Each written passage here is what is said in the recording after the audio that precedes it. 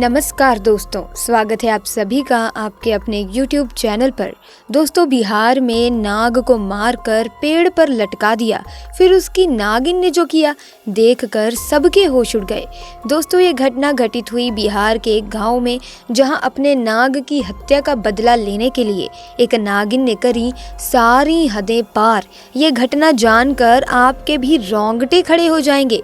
दोस्तों, इस वीडियो में आगे बढ़ने से पहले महादेव शिव के सच्चे भक्त कमेंट बॉक्स में हर हर महादेव का नारा जरूर लगा दें, ताकि महादेव शिव की कृपा आप पर और आपके परिवार पर सदैव बनी रहे।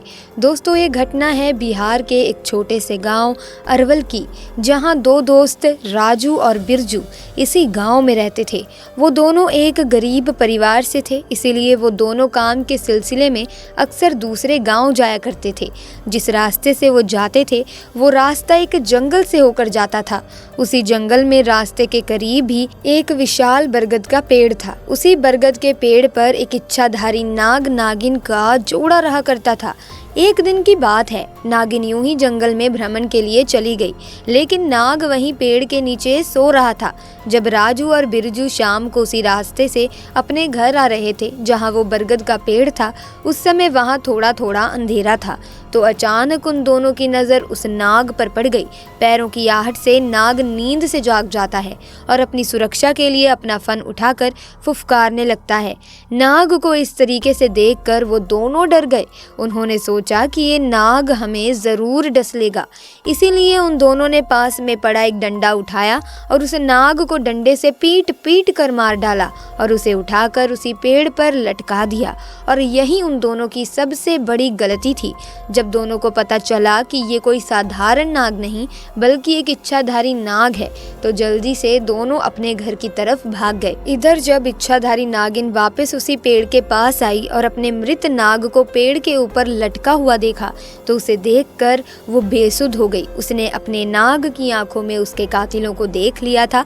उसके दिमाग में बस एक ही शब्द चल रहा था, एक ही बात चल रही थी कि जिसने भी मेरे नाग की हत्या की है, मैं उन दोनों इंसानों को इसी पेड़ के पास लाकर मारूंगी। दोस्तों, नागिन का गुस्सा सातवें आसमान पर था। ऐसे में दोस्तों, आपको बता दें कि नाग नागिन एक दूसरे से बहुत प्रेम करते हैं, एक दूसरे के बिना ये नहीं रह सकते। ऐसे में अगर कोई किसी एक को मारकर कोई व्यक्ति ने एक दूसरे से जुदा कर दे, तो ये अपना बदला बड़े ही भयानक तरीके से उस व्यक्ति को मार कर पूरा करते हैं, फिर चाहे उसे कितना भी इंतज़ार क्यों न करना पड़े।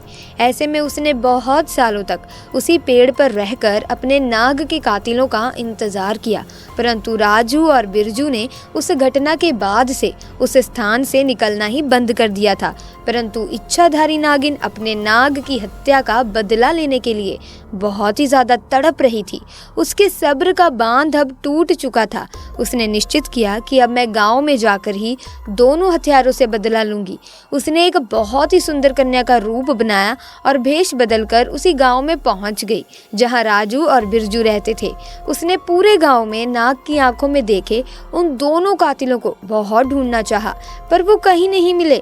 परंतु शाम के समय राजू और बिरजू काम करके जब घर वापस लौट रहे थे, तभी उन पर नागिन की नजर पड़ गई। उस समय उसने बहुत ही सुंदर लड़की का रूप धारण कर रखा था। ऐसे में वो राजू और बिरजू को अपनी सुंदरता से लुभाने लगी। वो दोनों उसकी सुंदरता पर मोहित हो चुके थे।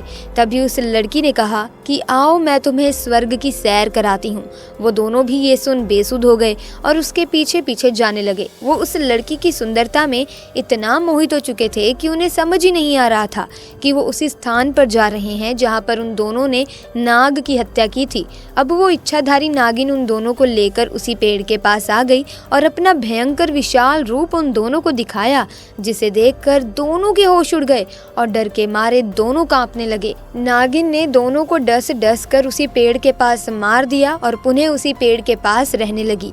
दोस्तों, हमेशा इस बात का विशेष ध्यान रखें कि किसी भी प्रकार से जाने अनजाने में आप किसी भी सांप या नाग नागिन को चोट ना पहुंचाएं, क्योंकि हमारी एक गलती हमारे ऊपर बहुत भारी पड़ सकती है। नाग हो या नागिन, ये सभी महादेव शिव के गहने हैं।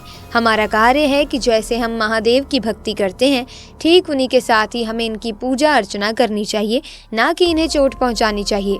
दोस्तों, आपकी इस घटना के बारे में क्या राय है कमेंट सेक्शन में ज़रूर बताएं। साथ ही अगर आपको वीडियो अच्छी लगी तो वीडियो को लाइक और शेयर कर दें और साथ ही चैनल को सब्सक्राइब करके बेल आइकन को प्रेस करना ना भूलें, ताकि नए वीडियोस की अपडेट आपको सबसे पहले मिले। आपका बहुत बहुत धन्यवाद।